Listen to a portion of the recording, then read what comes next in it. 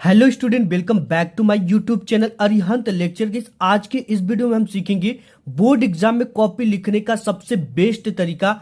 आपकी तैयारी चाहे जैसी हो, चाहे जितनी अच्छी हो, जब तक आपको बोर्ड एग्जाम में कॉपी लिखने का तरीका, क्वेश्चन के आंसर लिखने का तरीका नहीं पता होगा, तब तक आप कभी 100 में 100 नंबर नहीं ला सकते हो। यहाँ पे आज की इस वीडियो में हम सीखेंगे कि आपको बोर्ड एग्जाम में कॉपी कैसे लिखना है कि आपको बोर्ड एग्जाम में 100 में 100 नंबर मिले और आपका एक भी नंबर न कटे।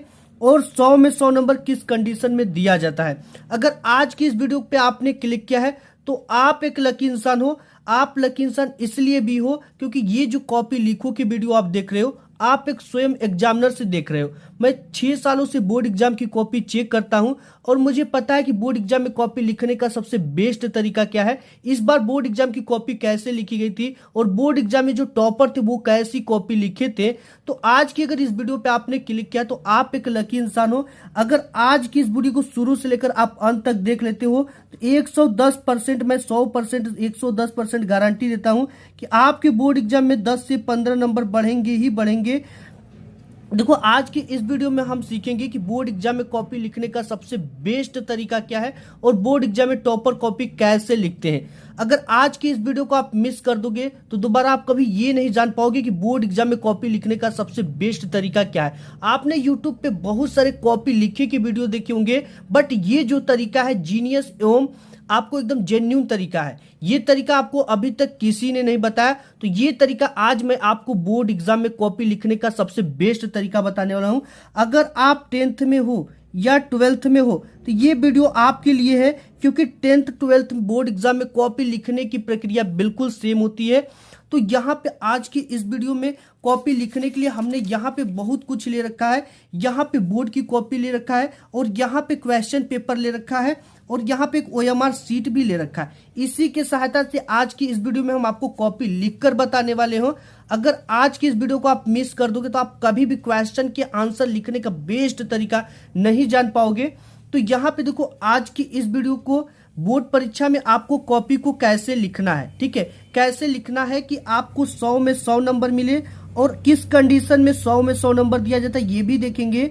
और इसके साथ ही साथ ऐसे लिखो तो आपको 100% मार्क्स पक्का मिलेगा, ठीक है, आपका एक भी नंबर यहां से नहीं कटने वाला।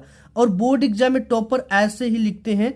बोर्ड में आपको कॉपी मिलते ही क्या करना, सबसे मोस्ट इंपॉर्टेंट यही है, क्योंकि first impression is last impression, ठीक है। इसके साथ ही साथ देखेंगे कि अगर आपकी हैंड राइटिंग खराब है तो बोर्ड में आपको कॉपी कैसे लिखना है कि आपको जो मार्क्स है वो 100% मिले। इसका भी मैं सॉल्यूशन लेकर आया हूं। आप कहोगे कि सर मेरी हैंड राइटिंग खराब है तो मेरे नंबर तो कटेंगे ही कटेंगे, बट मैं उसका भी सॉल्यूशन लेकर आया हूं। आज की इस वीडियो में एक ऐसा ट्रिक बताऊंगा जिसकी मदद से आपकी हैंड राइटिंग कितनी भी पुअर हो आपके नंबर नहीं कटेंगे, ठीक है। और इसके साथ ही साथ मैं एग्जामिनर से बात किया और जब हम लोग कॉपी चेक करते हो तो अब जब खाली होते बैठते एक जगह तो सभी एग्जामिनर से मैं ये डिस्कस करता हूं जो बोर्ड की कॉपी चेक करते हैं, जो फाइनल एग्जाम की कॉपी चेक करते हैं। हमने पूछा कि हैंड राइटिंग पे नंबर कटता है क्या, तो वो बोले कि हैंड राइटिंग पे नंबर नहीं कटता है। तो मैं बोला कि भाई नंबर जो है वो कटते कहाँ है, तो जो सभी ने बताया वो एक ही चीज बताया। वो चीज आज की इस वीडियो में हम डिस्कस करने वाले हैं, ठीक है, उसी चीज को हम बताएंगे। एंड इसके बाद आपको कॉपी को कैसे लिखना प्रारंभ करना है, ठीक, क्योंकि first impression is last impression. प्रारंभ करना जिसे देखकर टीचर जो है, आपके एग्जामिनर जो है वो खुश हो जाए और पूरे नंबरों की 100% बारिश कर दे, वो ट्रिक आज की इस वीडियो में हम देखने वाले हैं। इसके साथ ही साथ अगर आपका जो क्वेश्चन पेपर होता है, ये जो क्वेश्चन पेपर है, ये कोई क्वेश्चन पेपर 70 मार्क्स का होता है और कोई क्वेश्चन पेपर 100 मार्क्स का होता है। लेकिन अगर टॉपर स्टूडेंट इसी क्वेश्चन पेपर को लिखता है और एक सामान्य स्टूडेंट लिखता है तो दोनों के नंबर अलग अलग क्यों आते हैं। आप कहोगे कि मैं पूरा का पूरा 70 में 70 नंबर कर कर आया था, एक भी क्वेश्चन मिस नहीं किया था, बट मुझे 70 में कितने नंबर मिल गए, मुझे 70 में केवल 50 मार्क्स मिले। भाई ये अपना 20 मार्क्स कहाँ पे खोया। अगर आज की इस वीडियो को मिस कर दोगे तो आप दोबारा ये नहीं जान पाओगे कि ये 20 नंबर अपना कहाँ पे खोया है, यानी इसके जो 10 से 15 नंबर 20 नंबर है ये कहाँ कट जाते हैं। तो ये चीजें आज मैं आपको बताऊंगा कि कौन सी गलती करता है, और हर एक नॉर्मल स्टूडेंट ये गलती करता है और बाद में बहुत ज्यादा पछताता है। तो बाद में पछताने से अच्छा आज की इस वीडियो को शुरू से लेकर आप अंत तक वॉच कर लोगे तो आप ये कभी आपके 10 जो 15 से 20 नंबर कट रहे हैं ये कभी नहीं कटेंगे, ये बढ़ेंगे ही बढ़ेंगे। ठीक है, देखो अगर एक टॉपर स्टूडेंट लिखता है तो उसे 100 में 100 नंबर मिल जाता है। ठीक है, 100 में 100 नंबर मिलकर एक टॉपर स्टूडेंट बनता है। वहीं एक नॉर्मल स्टूडेंट लिखेगा अगर 100 मार्क्स का क्वेश्चन पेपर को तो उसे कितना मिलेगा, उसे 75 से 80 नंबर ही मिलेंगे। तो भाई ये जो अपना जो ये 20 से 25 नंबर खो रहा है ये कहाँ पे खो रहा है। ठीक है, तो इन दोनों के नंबर जो है वो अलग अलग क्यों मिल रहे हैं ये भी चीजें हम देखेंगे। एंड इसके साथ ही साथ आपको बोर्ड के पेपर में सबसे इंपॉर्टेंट और सबसे ज्यादा आपकी ये कमेंट थी कि हमें किस पेन का यूज करना है, यानी किस पेन का हमें यूज करना है जिससे एग्जामिनर भी खुश हो जाए और हमारे एक भी नंबर ना कटे, और क्वेश्चन पेपर जो लिखा जाए, जो आंसर शीट लिखा जाए वो एकदम सुंदर और स्मूथ लिखा जाए। क्वेश्चन पेपर में कोई भी प्रश्न नहीं आता तो उसका उत्तर कैसे लिखना। सबसे पहले तो हमें सभी क्वेश्चन को अटेम्प्ट करना है, बट जो क्वेश्चन हमें नहीं आते हैं उसका उत्तर हमें कैसे लिखना है ये ट्रिक आज की इस वीडियो में बताऊंगा, जहां से आपको 110% उसके 100% मार्क्स आपको मिलेंगे ही मिलेंगे। ठीक है, एंड इसके बाद आपको ये कुछ चीजें हैं जो कि हम बीच बीच में अभी बात करते रहेंगे। ठीक है, तो इसको हम अभी कुछ चीजें बचे हैं जिसको हम बीच में बात करेंगे, इसको एक तरफ रखते हैं। एंड यहाँ पे हमारे पास एक क्वेश्चन पेपर है जिसकी सहायता से हम पूरी कॉपी को क्या करने वाले हैं, लिखने वाले हैं, और एक आंसर शीट है जो कि हाई स्कूल में भरा जाता है, और इसको एक तरफ रखते हैं, इसको लास्ट में भरेंगे। एंड यहाँ पे हमारे पास ये क्वेश्चन, ये आपका आंसर शीट है जहां पे मैं पूरी की पूरी यहाँ पे आपको लिखकर बताऊंगा कि कैसे बोर्ड एग्जाम में कॉपी लिखी जाती है।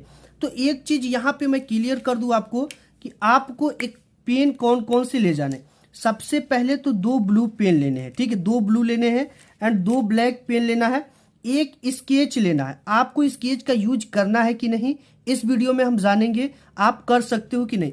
एक हाइलाइटर लेना है जो कि टॉपर ऑलरेडी इसका यूज करते हुए आ रहे हैं और उनके जो मार्क्स है वो इंक्रीज हो रहे हैं, यानी उनके मार्क्स बढ़ रहे हैं इससे। तो इसका यूज कैसे और कहाँ करना है ये भी चीजें देखेंगे। और एक 30 सेमी का स्केल, जब भी आप स्केल ले जाओ तो आपको 30 सेमी का ही स्केल ले जाना है। क्यों ले जाना है 30 सेमी का स्केल, ये 30 सेमी का है क्योंकि आपकी ये जो कॉपी होती है ये 20 सेमी की होती है।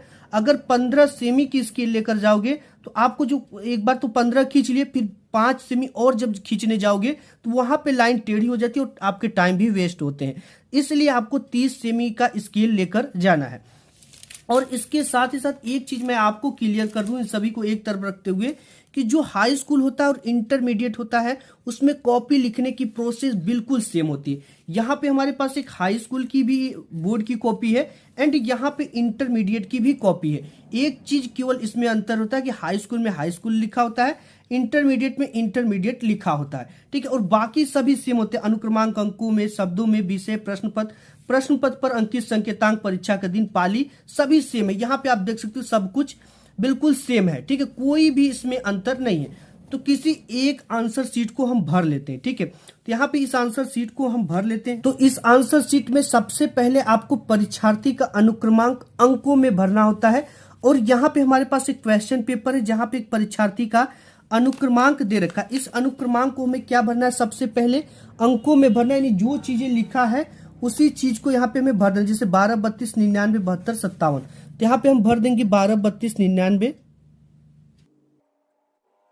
तो यहाँ पे हमने इसको सबसे पहले अंकों में भरा, यानी जो चीजें लिखी थी आपका अनुक्रमांक 10 अंकों का याद करके जाना है, अंकों में भर दिया। अब इसी चीज को हमें किस में भरना है, शब्दों में। शब्दों में भरने के लिए सबसे इंपॉर्टेंट क्या है, यहाँ पे 1 लिखा गया है तो यहाँ पे हम क्या लिख देंगे, सबसे पहले 1 लिखेंगे एंड हमें कोई कामा नहीं लगाना। 2 लिखा है तो 2 लिख देंगे। ठीक है, गलती आप लोग क्या करते हो कि कामा लगा देते हो। इसे आप ब्लू एंड ब्लैक दोनों पेन से भर सकते हो, लेकिन ब्लू से भरा हुआ अच्छा दिखता है। ठीक है, 2 और 3 लिखा है तो 3 भर देना है, यानी कोई आपको कामा नहीं लगाना यहाँ पे। ठीक है, जैसे हमने यहाँ पे कामा नहीं लगाया तो आपको इसी तरह से लिखना, 1 है तो 1, 2 है तो 2, 3 है तो 3, इसी तरह से पूरा हम भर देते हैं। तो यहाँ पे हमने इसको किस में भर दिया, शब्दों में भर दिया। अब यहाँ पे हमें विषय एवं प्रश्न पत्र तथा संकेतांक 3 चीज भरना होता है। तो विषय जो है, हमारी जो विषय वो क्या है, हिंदी है। ठीक है, हमारी जो विषय है वो क्या है, हिंदी। तो हम यहाँ पे क्या भर देंगे, हिंदी। ये हमने हिंदी भर दिया। अब देखो, एक जो प्रश्न पत्र होता है 10th और 12th दोनों में प्रश्न पत्र हिंदी का केवल होता है। ठीक है, एक होता है, तो यहाँ पे इसके लिए क्या भर देंगे, केवल। अब इसके बाद जो तीसरा इसमें आता है, प्रश्न पत्र पर अंकित संकेतांक। सबसे इंपॉर्टेंट चीज ये होता है, जैसे आपका ये मेरा प्रश्न पत्र, इस पे अंकित संकेतांक क्या है, 801 HK। तो हमको इन बॉक्स में क्या भरना, 801 HK, ये हमने भर दिया।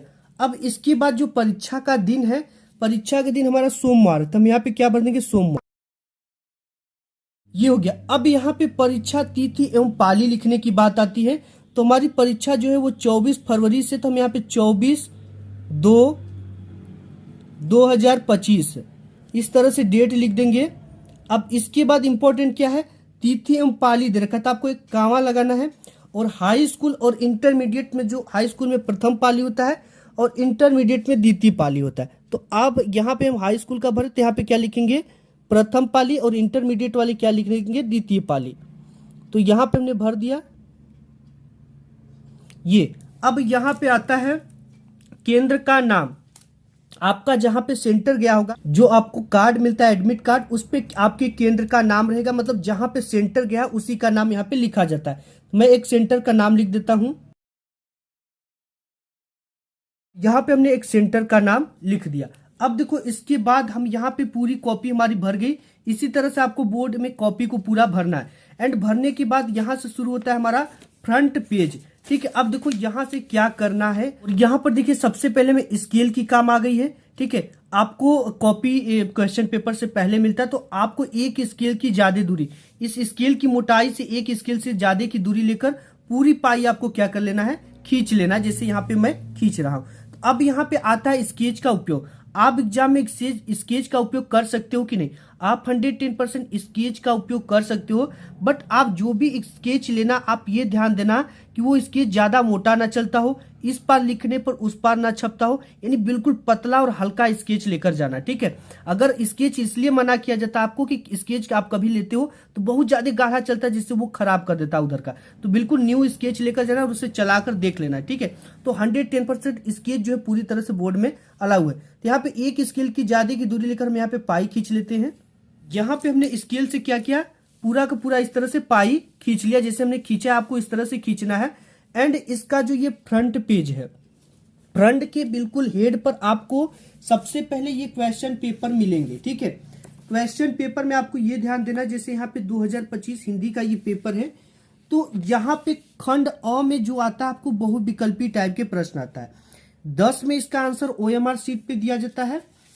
वही 12th में आपको इस तरह से कॉपी पर लिखा जाता है। ठीक है, जैसे यहाँ पे खंड अ है, जी किस टाइप के प्रश्न है, प्रश्नोत्तर संख्या डालकर इस तरह से लिख दिया जाता है जो जो सही होता है। और इसे हाई स्कूल में क्या किया जाता है, OMR शीट पर इसका उत्तर अंकित किया जाता है। और यहाँ पे आपके कोई नंबर नहीं कटते। ठीक है, एक नंबर वाले पे पूरा का पूरा नंबर मिलते हैं। मेन जो चीजें आपकी शुरू होती है वो यहाँ से शुरू होती है, खंड ब से। ठीक है, खंड ब में आपको किस टाइप के प्रश्न है, खंड ब में हमें वर्णनात्मक टाइप के प्रश्न देते हैं। आपका जो मेन खेल चालू होता है नंबर कटने का, वो होता है खंड ब से। ठीक है, खंड ब में आपको किस टाइप के क्वेश्चन मिलता है, वर्णनात्मक प्रश्न, जिसे आप डिस्क्रिप्टिव टाइप के क्वेश्चन कहते हैं।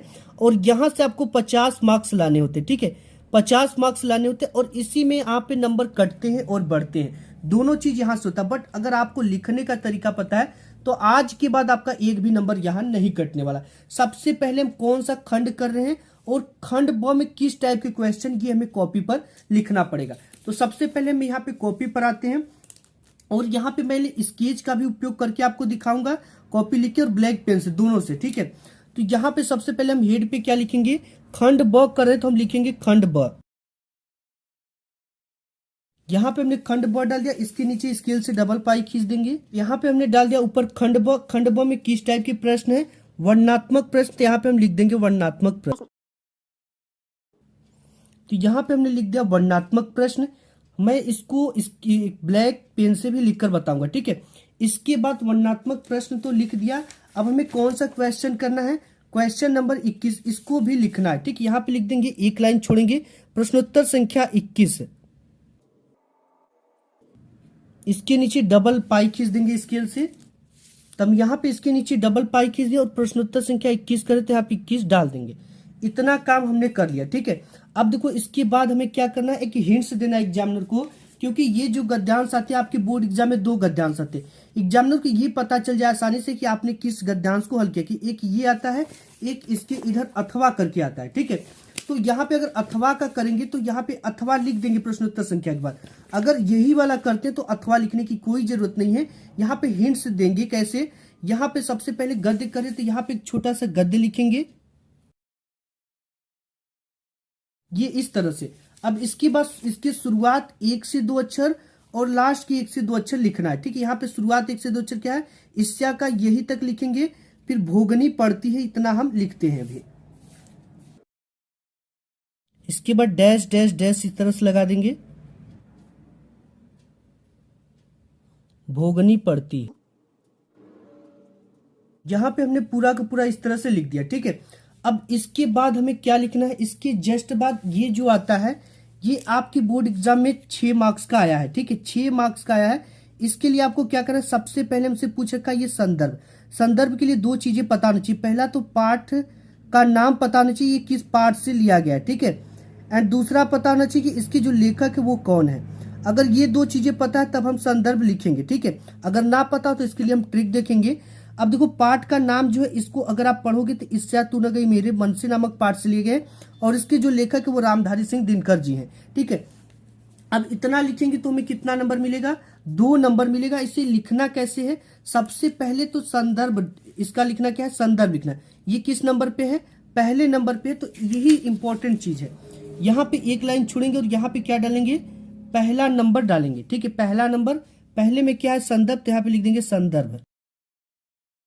स्केल से इसके नीचे डबल पाई खींच लेंगे, तो देखिए यहाँ पे सबसे पहले संदर्भ डालें। अब इसके बाद लिखना है कि प्रस्तुत गद्यांश हमारी पाठ्य पुस्तक। ठीक है, इतना लिखेंगे कि प्रस्तुत गद्यांश हमारी पाठ्य पुस्तक।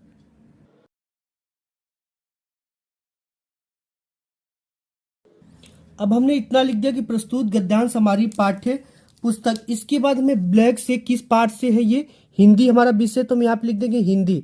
हिंदी को किससे लिखेंगे, हर समय हिंदी को ब्लैक पेन से लिखेंगे और इसे इन्वर्टेड कामा में लिखेंगे इस तरह से, जैसे हमने यहाँ पे लिखा, हिंदी प्रस्तुत गद्यांश हमारी पाठ्य पुस्तक हिंदी के गद्य खंड में संकलित, इतना हमें लिखना है। ठीक, गद्य खंड में संकलित। अब ये किस पाठ से लिया गया, इसके शीर्षक को हम ब्लैक पेन से और इन्वर्टेड कामा में लिखेंगे। ये पाठ से लिया गया ईस्या तू न गई मेरे मन से।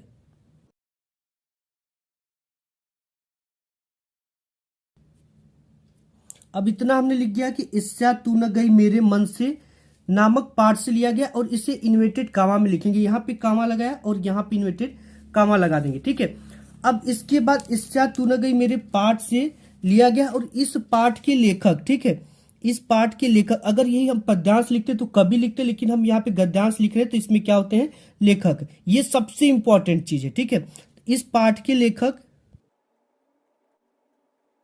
इस पाठ के जो लेखक है उन्हें ब्लैक पेन से लिखेंगे रामधारी सिंह दिनकर। रामधारी सिंह दिनकर को किससे लिखेंगे, हम ब्लैक पेन से इन्वर्टेड कामा में लिखेंगे। ठीक है, रामधारी सिंह दिनकर जी हैं। अब यहाँ पे हमारा पूरा का पूरा संदर्भ जो 2 नंबर के लिए पक्का हो गया। यहाँ से 2 नंबर कि प्रस्तुत गद्यांश हमारी पाठ्य पुस्तक हिंदी के गद्य खंड में संकलित, ईस्या तू न गई मेरे मन से ब्लैक पेन से, हिंदी को ब्लैक पेन से। इस पाठ के जो लेखक है वो रामधारी सिंह दिनकर, इन्हें ब्लैक पेन से इन्वर्टेड कामा में लिखना है। इतना कंप्लीट हो गया। अब जो हमारी हिंदी की पेपर है इसमें क्या आता है, दूसरा नंबर पे आता है कि रेखांकित अंश की व्याख्या कीजिए।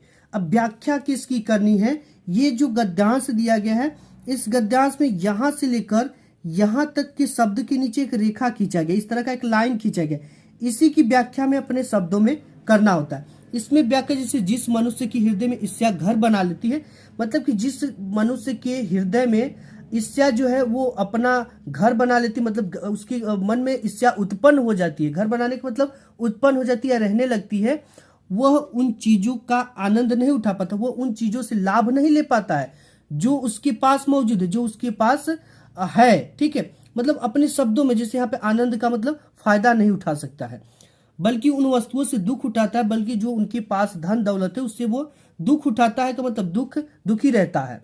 इसी को मतलब थोड़े थोड़े चीजों को अपने शब्दों में बनाकर लिखना। सबसे पहली चीजें में क्या है, रेखांकित अंश की व्याख्या, हेडिंग डालनी है। हेडिंग डालने से पहले में क्या करना है, जैसे हम संदर्भ लिखते हैं 1 2 3 लाइन छोड़ना है। ठीक है, इसके बाद हमें यहाँ पे क्या डालना है, दूसरा नंबर डालना है। ठीक है, हमने 2 लाइन छोड़ा और यहाँ पे डाला दूसरा नंबर। दूसरा नंबर पे क्या है, रेखांकित अंश की व्याख्या, ये हमें हेडिंग डालना है। इतना लिखने के बाद स्केल से इसके नीचे डबल पाई खींच देंगे। यहां पे हमने हेडिंग डाल दिया दूसरे नंबर पे कि रेखांकित अंश की व्याख्या। अब यहाँ पे व्याख्या लिखने से पहले एक चीज इंपॉर्टेंट है, इसमें लिखेंगे कि प्रस्तुत गद्यांश में लेखक कहता है कि, इतना इंपॉर्टेंट है। ठीक है, अब यहाँ पे लिखेंगे प्रस्तुत गद्यांश में लेखक कहना है, ये लिख सकते हो। प्रस्तुत पंक्ति में लेखक कहता है, ये लिख सकते हो। उपयुक्त पंक्ति में लेखक कहता है, ये लिख सकते हो। ठीक है, तो हम यहाँ पे अभी क्या लिखेंगे, उपयुक्त। ठीक है, उपयुक्त नहीं लिखेंगे, प्रस्तुत पंक्ति में लेखक कहता है, इस तरह से।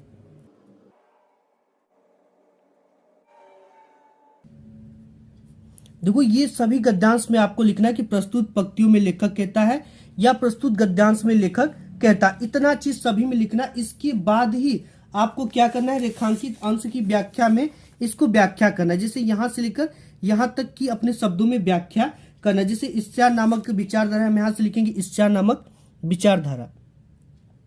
यहां पर देखो हम यहां पे पूरी की पूरी रेखांकित अंश की व्याख्या कर दिए। ठीक है, लिखिए कि प्रस्तुत गद्यांश में लेखक कहता है कि ईर्ष्या नामक जो मनोविकार है एक विचित्र वरदान है, जिसके हृदय में यह भाव आ जाता है वो अपनी वस्तुओं से सुखी, ठीक है, यहाँ पे अपनी वस्तुओं से सुखी नहीं होता है, अपितु अन्य व्यक्तियों के पास होने वाली वस्तुओं के कारण ही वो दुखी रहता है। ठीक है, और इसके बाद इधर आगे इसका लिखा गया है, इधर देखो यहाँ पे है कि ईर्ष्यालु व्यक्ति स्वयं की तुलना अन्य व्यक्ति से करता रहता है, तुलना में जो उसे अभाव उसे स्वयं में मिलते हुए उसकी हृदय में काटते रहते हैं। ये तो इंपॉर्टेंट चीज है, इतना हमने लिख लिया। अब इसके बाद देखो हमने यहाँ पे ब्लैक पेन का उपयोग किया है। ठीक है, आप ब्लैक पेन का भी उपयोग कर सकते हो।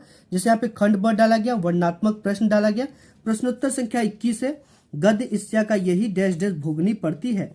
संदर्भ हमने लिखा कि प्रस्तुत गद्यांश हमारी पाठ्य पुस्तक हिंदी को ब्लैक पेन से, गद्य खंड में संकलित ईर्ष्या तू न गई मेरे मन से नामक पाठ से लिया गया है। शीर्षक को ब्लैक पेन से। इस पाठ के जो लेखक है वो रामधारी सिंह दिनकर जी हैं।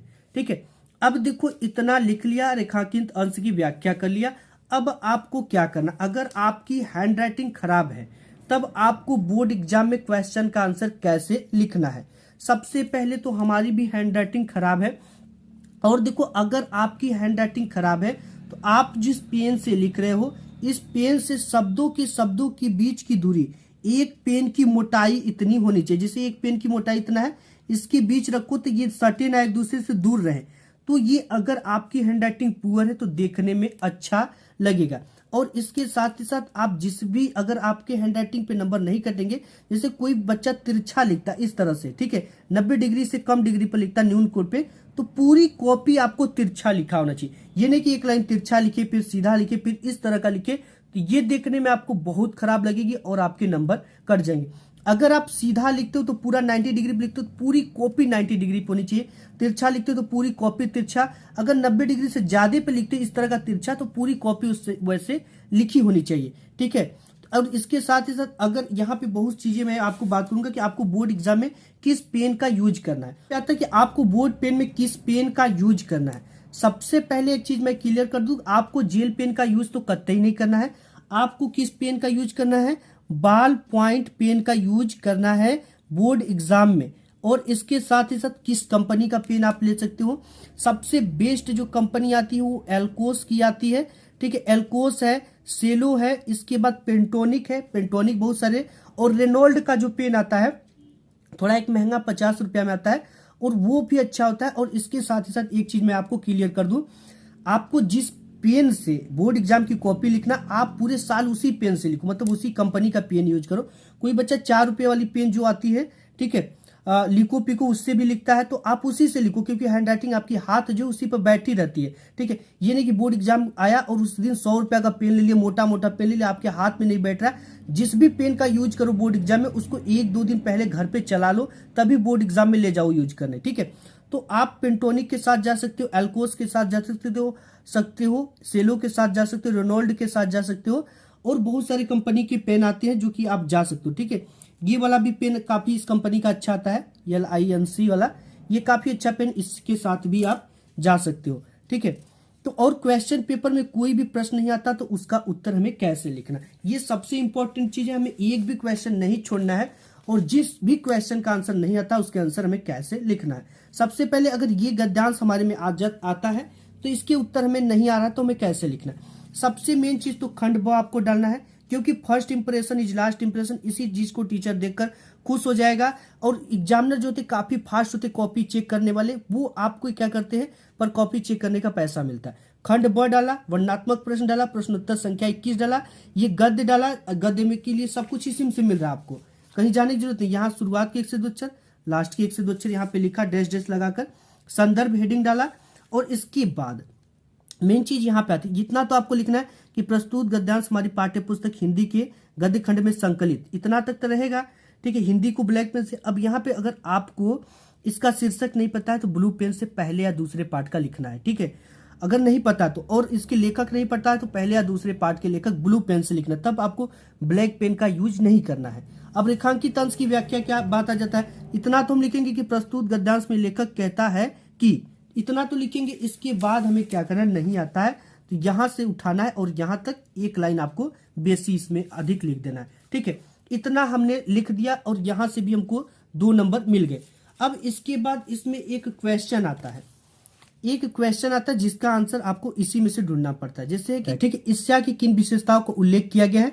नंबर 3 है, सबसे पहले यहाँ पे 3 लाइन का गैप करेंगे। एक क्वेश्चन को हल करने के बाद हमें 1, 2, 3 लाइन का गैप करना, इससे एग्जामिनर को ये पता चलता है कि आपने ये क्वेश्चन यहाँ पे खत्म कर और यहाँ पे दूसरे क्वेश्चन को हल किया है, ताकि उसको कॉपी चेक करने में काफी आसानी होती है। तो जब भी एक क्वेश्चन ऊपर खत्म हो तो 1, 2, 3 लाइन का आपको हर समय गैप करके ही दूसरा क्वेश्चन यहाँ पे करना है। तो यहाँ पे 3 नंबर था तो हमने 3 नंबर डाला है, यानी जिस भी क्वेश्चन को लिखो आप क्वेश्चन नंबर और वो कौन से नंबर का है ये जरूर आपको लिखना है। ठीक है, जैसे यहाँ पे लेखक ने बताया, इससे जिस व्यक्ति में घर बना लेती है, जिसकी हृदय में घर बना लेती है, वो अपने पास मौजूद संसाधनों का लाभ नहीं ले पाता है। और एक चीज मैं आपको बता दूं कि बहुत सारे स्टूडेंट जो करते हैं कि वो क्या करते हैं कि इसके पूरे माथे को नहीं भरते हैं, वो क्या होते हैं, बहुत ज्यादा फास्ट होते हैं। ठीक है, जैसे मैं आपको यहाँ पे बता दूं, जैसे हमने राम लिखा, ठीक है, तो वो क्या करते हैं, इस तरह से काट दिए। जैसे हमने यहाँ पे अल्लाह लिखा, तो ये क्या करेंगे, अल्लाह लिखने के बाद इस तरह से कर देंगे, यानी कि पूरा का पूरा इसका माथा नहीं भरते हैं, यहाँ पे आपके नंबर कट जाएंगे। ठीक है, तो आपको हर समय पूरा का पूरा माथा भरना है। जैसे यहाँ पे आप कुछ भी लिखो, ठीक है, जैसे अरिहंत में अपना लिखता हूं नाम, तो अगर यहाँ पे हम अरिहंत लिखे तो अगर इस तरह से लिखकर इस तरह से छोड़ दें तो ये यहाँ पे आपके नंबर कट जाएंगे। तो इस चीज का आपको ध्यान देना है। और इसके साथ ही साथ बोर्ड एग्जाम में और क्या क्या चीजें आती हैं कि यहाँ पे ये पूरा का पूरा एंड हो जाता है। अब इसके बाद आता है क्वेश्चन नंबर 22। ठीक है, और जब भी हम प्रश्न 22 नंबर करेंगे तो इसको क्या करेंगे, यहां से हमें 3 लाइन का गैप करके लिखना है। ठीक है, बट यहाँ पे ना हमें जगह कम बच रहा है, जिससे हम संदर्भ भी नहीं लिख पाएंगे। इस वजह से हमें इसको क्या कर देना है, इस पेज को हमें छोड़ देना है। ठीक है, अगर जैसे यहाँ पे अगर हमको लिखना भी होता तो हम कितना 1, 2, 3 लाइन छोड़कर और यहां से हम क्या करते हैं, प्रश्नोत्तर संख्या 22 डालते हैं। यहाँ पे इस तरह से हम प्रश्नोत्तर संख्या 22 डालते हैं। बट यहाँ पे जगह अगर आपको 4 लाइन 5 लाइन बचता है तो इसको छोड़कर हमें नेक्स्ट पेज से कर देना है। ठीक है, यहाँ पे नहीं करना है। और इसके साथ ही साथ निबंध और ऐसे बताऊंगा, जीवन परिचय बताऊंगा कि आपको कैसे लिखना है।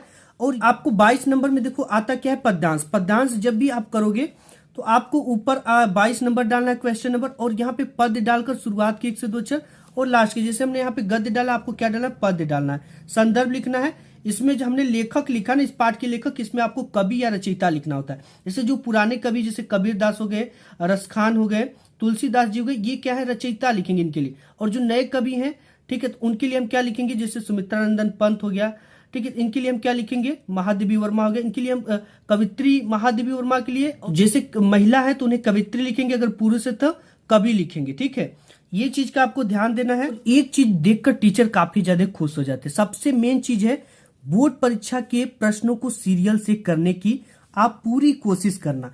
इससे एग्जामिनर का समय बचता है और कॉपी चेक करने में आसानी होती है। आपको प्रत्येक खंड को नए पेज से शुरू करना है। जैसे यहाँ पे ये जो पेपर है इसमें क्या है, खंड अ है, ठीक है। सबसे पहले जो है वो क्या है, यहाँ पे खंड अ है, इसको एक पेज से शुरू किया। अगर कोई इसके बाद यहाँ पे क्या जाता है खंड ब, तो खंड ब को हम क्या शुरू करेंगे, नए पेज से। खंड स, जैसे अगर कोई क्वेश्चन यहाँ पर भी खत्म हो जाता है और आगे नया खंड है तो यहाँ से नहीं शुरू करेंगे, उसको नेक्स्ट पेज पे खंड स लिखेंगे, खंड द लिखेंगे, नए पेज से शुरू करना है। तो ये चीज आपको ध्यान देना है कि बोर्ड परीक्षा में प्रश्नों को सीरियल से करने की पूरी कोशिश करना। इससे एग्जामिनर काफी ज्यादा प्रभावित होते हैं, ठीक है। उनका समय बचता है क्योंकि एग्जामिनर फ्रंट वाली पेज पर बार बार उन सब चीजों को चढ़ाता है कि तीसरे नंबर में इतना, तीसरे वाले में 3 नंबर पाया, चौथे वाले में 5 नंबर पाया, तो ये उनको आसानी हो जाती है, उनका समय बचता है। और प्रत्येक खंड को आपको नए पेज से शुरू करना है, ठीक है। और शुरुआत के 2 से आप कहोगे कि सर इतना करने में मुझे समय जाएगा, तो मैं सिर्फ कहता हूं शुरुआत के 2 से 3 पेज आप सुंदर लिखो और वही प्रश्न करो जो आपको अच्छे से आते हो। और देखो एग्जामिनर काफी फास्ट होता है, अगर वो शुरू से 1 से 2 पेज देखा कि बच्चा सुंदर लिखा है, क्योंकि वहां पे आप नहीं होते, आपकी कॉपी आपकी औकात बताती है, ये बता देगी कि जो आपने जो लिखा वो सही लिखा है और बिल्कुल सही तरीका लिखने का फॉलो किया। तो एग्जामिनर क्या होता है, काफी फास्ट होता है और आपको एक अच्छा स्टूडेंट समझकर उसी हिसाब से पूरी कॉपी में आपको एवरेज नंबर देता चला जाएगा। सभी एग्जामिनर जानते हैं कि लास्ट में समय कम बचता है, जिससे कि आप जल्दी जल्दी लिखते हो, हैंड राइटिंग अच्छी नहीं बैठती। तो शुरुआत के 2 से 3 पेज को मेंटेन करना, अच्छी हैंड राइटिंग, उसमें कट पिट बिल्कुल भी ना करना और साफ सुथरी कॉपी लिखना। अगर जैसे एक रामा हमने लिखा, अगर ये गलती राम लिख रहे थे रामा लिखा गया, तो आपको अगर इसको काटना है तो मत काटो, इसी तरह से रहने दो। अगर काटना भी चाहते हो तो आपको सिर्फ इस तरह से काटना, इस तरह से नहीं काटना, ये गलत तरीका है काटने का, ठीक है। इसके साथ ही साथ बात करेंगे कि बोर्ड की परीक्षा की कॉपी में, ठीक है, कभी भी गलत चीजें मत लिखो। अभी भी इस बार भी कॉपी बहुत ज्यादा वायरल हुई थी और बच्चे लिखे थे हमारी बताने के बाद भी, ठीक है। आत्महत्या मत लिखो कि मैं सर मजबूरी है, मैं पढ़ नहीं पाया, अगर नहीं पास करोगे तो आत्महत्या कर लो। गालियां, कस्में, प्रेम पत्र, लव स्टोरी और धार्मिक चिन्ह बहुत सारे बच्चे इस तरह के बनाते हैं, ये भी बिल्कुल गलत है। कोई ये बनाता है, कोई ओम बल लिख देता है, कोई अपना धर्म 786 लिख देता है, अल्लाह लिख देता है, भगवान लिखता है, राम लिखता है। ये सब चीजें बोर्ड पूरी तरह से इलीगल है, इसे अलाउ नहीं करता। अगर टीचर चाहे तो आप पे कार्रवाई कर दे, तो ये सब चीजें आपको नहीं करनी है, ठीक है। तो आपको ये गालियां, कस्में, प्रेम पत्र, धार्मिक चिन्ह नहीं लिखना है। 3 घंटे का समय होता है, आप उससे रिलेटेड कीवर्ड बना कर लिखो। बट ये सब चीजें लिखोगे तो एक भी नंबर नहीं मिलेंगे, अगर मिलता जुलता कुछ लिखोगे तो उसके नंबर मिल जाएंगे। ये तो हो गई। अब इसके बाद हमें आता है इसमें लिखने को जीवन परिचय। देखिए यहाँ पे जीवन परिचय जो आता है वो 5 नंबर का आता है। 3 नंबर जीवन परिचय लिखने का एंड 2 नंबर इनकी किन्हीं प्रमुख रचनाओं का उल्लेख करने का। यहाँ पे है जयशंकर प्रसाद का, ठीक है। इनको लिखना कैसे है, सबसे इंपॉर्टेंट चीज ये है, जयशंकर प्रसाद का लिखने से पहले आप जिस भी लिख रहे हो लेखक का, तो लेखक परिचय कवि का लिखेंगे तो कवि परिचय यहाँ पे डालना पड़ेगा, ठीक है। प्रश्नोत्तर संख्या 26 का क लिख रहे तो यहाँ पे डालेंगे, और जिनका भी जीवन परिचय डाल रहे उनका सबसे पहले यहाँ पे टाइटल लिखा होना चाहिए। ये चीजें तो आपको उसी में से मिल जाएगा, क्वेश्चन पेपर में से। इसके बाद यहाँ पे एक छोटी सी बॉक्स बनाना है, इस बॉक्स में एक संक्षिप्त परिचय लिखना है, इसी को एग्जामिनर देखेगा और यहाँ पे आपको पूरा नंबर दे देगा। तो इसमें क्या रहेगा, नाम रहेगा जयशंकर प्रसाद, जन्म 1889, स्थान इनका, पिता का नाम, माता का नाम, रचनाएं और मृत्यु, ये चीजें रहेंगी 5 चीजें। इसके बाद देखो जयशंकर प्रसाद का जन्म लिख रहे थे, यहाँ पे जीवन परिचय हेडिंग डालेंगे और लिखेंगे जयशंकर प्रसाद का जन्म काशी के एक प्रतिष्ठित वैश्य परिवार में 1889 ईस्वी में हुआ था। अब देखो यहाँ पे जब भी आप लिखो जयशंकर प्रसाद का जन्म, ठीक है, तो ये जो जयशंकर प्रसाद है छायावादी के प्रमुख कवि है, ठीक है। तो छायावाद के प्रमुख कवि जयशंकर प्रसाद जी का जन्म, ऐसे लिखोगे तो और 4 चांद लग जाएगा। और इसके साथ ही साथ सन लिखे हो, तो सन क्या होगा, सन को ब्लैक पेन से, जिस सन में जन्म लिए ब्लैक पेन से, और इनके माता के नाम, पिता के नाम को ब्लैक पेन से, इनकी माता को नाम से, इनकी प्रमुख उपलब्धियां और कुछ इनकी शिक्षाएं जो इन्होंने पढ़ा है, हिंदी, संस्कृत, उर्दू, फारसी, इन्हें ब्लैक पेन से। अब देखो यहाँ पे हमारा काम आया हाईलाइटर का, ठीक है। हाईलाइटर से क्या किया जाता है कि जो चीज आप ब्लैक से लिखते हो उसे एक बार केवल हाईलाइट कर देना, ठीक है। हाईलाइट करने से ये काफी टॉपर इसका यूज करते हैं, और हमने बहुत सारी कॉपी चेक किया जिसमें बहुत सुंदर लग रहा था और बच्चे क्या करते हैं, ऐसे लिखते हैं तो उसमें इंग्लिश में कोटेशन भी डालते, तो वो भी काफी अच्छा लगता है, उस पर नंबर मिलता है। ठीक है, तो इसका यूज करोगे, ब्लैक से लिखिए, इसको हाईलाइट आप कर सकते हो। तो इस तरह से पूरा जीवन परिचय यहां तक लिखोगे तो 3 नंबर मिलेगा। ठीक है, इनकी मृत्यु सन 1937 ईस्वी में स्वर्ग सिधार गए। अब इसके लिए 2 नंबर के लिए आपको क्या करना है, यहाँ पे देखो, जयशंकर प्रसाद की प्रमुख रचना है महाकाव्य कामिनी, नाटक अजातशत्रु, उपन्यास कंकाल तितली। तब जाकर आपको यहाँ पे 2 नंबर इसके मिलेंगे, 3 नंबर उसके, 5 नंबर मिले। ठीक है, इसके बाद आपको क्या आता है, इसमें कवि का परिचय आता है तो उसी तरह लिखने ला। अब इसके बाद आता है आपको 28 नंबर पे प्रार्थना पत्र लिखने के लिए। प्रार्थना पत्र लिखते हो आप, जीवन परिचय लिखते हो आप, या निबंध लिखते हो। इसके लिए आपको हर समय नए पेज लेना है। अगर कोई क्वेश्चन यहां पर भी इंड होता है तो इसके बाद अगर हम प्रार्थना पत्र लिखेंगे तो नए पेज से शुरू करेंगे, निबंध लिखेंगे तो नए पेज से शुरू करेंगे, वो प्रार्थना पत्र लिखेंगे तो नए पेज से शुरू करेंगे, जीवन परिचय भी नए पेज से शुरू करेंगे यहाँ पे। ठीक है, तब हमें क्या लिखना है, 4 दिन के अवकाश के लिए प्रधानाचार्य को प्रार्थना पत्र लिखना है। इसे कैसे लिखेंगे आइए देख लेते हैं। अब देखिए यहाँ पे प्रार्थना पत्र किस तरह से लिखा गया। सबसे पहले ऊपर आपको क्या डालना है, पत्र लेखन। ठीक है, पत्र लिख रहे हैं तो पत्र लेखन, प्रश्नोत्तर संख्या डाल देना है। एक चीज का ध्यान देना, यहाँ पे सबसे पहले यहाँ से क्या शुरू करना है, सेवा में के बाद एक कामा लगाना है। ठीक है, में एक बिंदु रहेगा। अब जहां पे ये कामा खत्म होता है वहीं से श्रीमान प्रधानाचार्य जी। अब इसके बाद ये जहां के प्रधानाचार्य हैं आपकी स्कूल का नाम रहेगा, जैसे यहाँ पे HV inter college Prayagraj Uttar Pradesh. ठीक है, यहीं के प्रधानाचार्य। इसके बाद इसमें विषय जो होता है 4 चांद लगा देता है, किस विषय पर लिख रहे, जो भी आपके क्वेश्चन पेपर में आया उसी विषय पर लिखना है। जैसे यहाँ पे विषय के आकस्मिक अवकाश हेतु पत्र। ठीक, तो यहाँ पे हमने क्या डाल दिया, आकस्मिक अवकाश हेतु पत्र। इसके बाद इसका स्ट्रक्चर हम आपको बता रहे हैं कि सेवा में जहां पे इंड हुआ है वहीं उसके जस्ट नीचे से आपको क्या स्टार्ट करना है, महोदय। महोदय ब्लैक पेन रहेगा और एक कामा रहेगा, और जहां पे कामा लगेगा वहीं से शुरू होगा। सविनय निवेदन है कि आज मेरे घर पर एक अति आवश्यक कार्य हो जाने के कारण मैं दिनांक इस तारीख से इस तारीख कॉलेज जाने में असमर्थ हूँ। इतना लिखने के बाद आपको जितना भी यहाँ इंड हो जाए उसके इतना छोड़कर, अतः आपसे विनम्र निवेदन है कि 1 दिन की आकस्मिक अवकाश प्रदान करने की कृपा करें। ब्लैक पेन से आपका आज्ञाकारी शिष्य, नाम नहीं लिखना है, क कक्षा 10, और यहाँ पे धन्यवाद ब्लैक पेन से और दिनांक। इस तरह से पूरे के पूरे नंबर मिलेंगे, और इसके लिए हर समय क्या करना है, एक नए पेज को लेना है। नेक्स्ट देखते हैं। नेक्स्ट यहाँ पे आपका लास्ट क्वेश्चन आता है जो कि 7 नंबर का आता है। यहाँ पे कि बेरोजगारी की समस्या पर निबंध। अब देखो इसको लिखने के लिए सबसे पहले ऊपर क्या डालेंगे, निबंध लेखन, प्रश्नोत्तर संख्या 30। जिस भी टाइटल पे लिख रहे उसकी टाइटल यहाँ पे लिखा होना चाहिए, बेरोजगारी की समस्या पर निबंध। सबसे पहले यहाँ पे रूपरेखा डालेंगे। इसके बाद इससे ये पता चलता है कि बच्चे ने इतने हेडिंग के अंतर्गत पूरे निबंध को कवर किया है। इसमें प्रस्तावना, बेरोजगारी का अर्थ, बेरोजगारी का कारण, बेरोजगारी को रोकने का उपाय, उपसहार। फर्स्ट और लास्ट हेडिंग जो है सेम सभी में होती है। अब यहाँ पे देखो प्रस्तावना हेडिंग डाला गया पहला, और यहाँ पे इनकी जो आप थोड़ा सा कोटेशन जानते हो उसको बीच में ब्लैक पेन से शुरू में ही लिख दो। ठीक है, ये देखने में इंग्लिश में जानते हो, हिंदी में बेरोजगारी से रिलेटेड उसको लिख दो कोटेशन। ये देखने में 4 चांद लगाने के गूगल से मंगा कर लिख लेना। और यहाँ पे देखो इसकी बेरोजगारी का अर्थ जो है उसको ब्लैक पेन से लिखा गया कि इच्छा एवं योग्यता होते हुए भी व्यक्ति को, यहाँ पे व्यक्ति को उचित रोजगार का न मिलना बेरोजगारी कहलाता है। अब इसको हम क्या किससे लिखे, ब्लैक पेन से लिखे और हाईलाइट करते हुए लिखे। हाईलाइटर का यूज किए, इससे देखने में सुंदर लगता है। जितने भी इंपॉर्टेंट चीज हो उसे हमें किससे लिखना है, ब्लैक पेन से लिखना है, हाईलाइट करते हुए। इससे एग्जामिनर को पढ़ने में आसानी होती है और ये तुरंत दिख जाता है। नेक्स्ट कैसे लिखा गया आगे का, यहाँ पे बेरोजगारी के अर्थ को इस तरह से हेडिंग डालकर लिखा गया है, बेरोजगारी का कारण इस तरह से लिखा गया है। यहाँ पे मैं आपको दिखाते चलूं, और यहाँ पे देखो बेरोजगारी को रोकने का उपाय यहाँ पे हेडिंग डालकर लिखा गया है, और लास्ट हेडिंग जो है उपसहार, इस तरह से इसको लिखा गया है। जो भी चीजें ब्लैक से, इंपॉर्टेंट चीजें ब्लैक से लिखो और उसे हाईलाइट करके लिखो। तो ये पूरी कॉपी लिखने की प्रोसेस हो गई। आज की इस वीडियो में इतना ही। वीडियो पसंद आए तो एक लाइक जरूर करना। मिलूंगा एक नेक्स्ट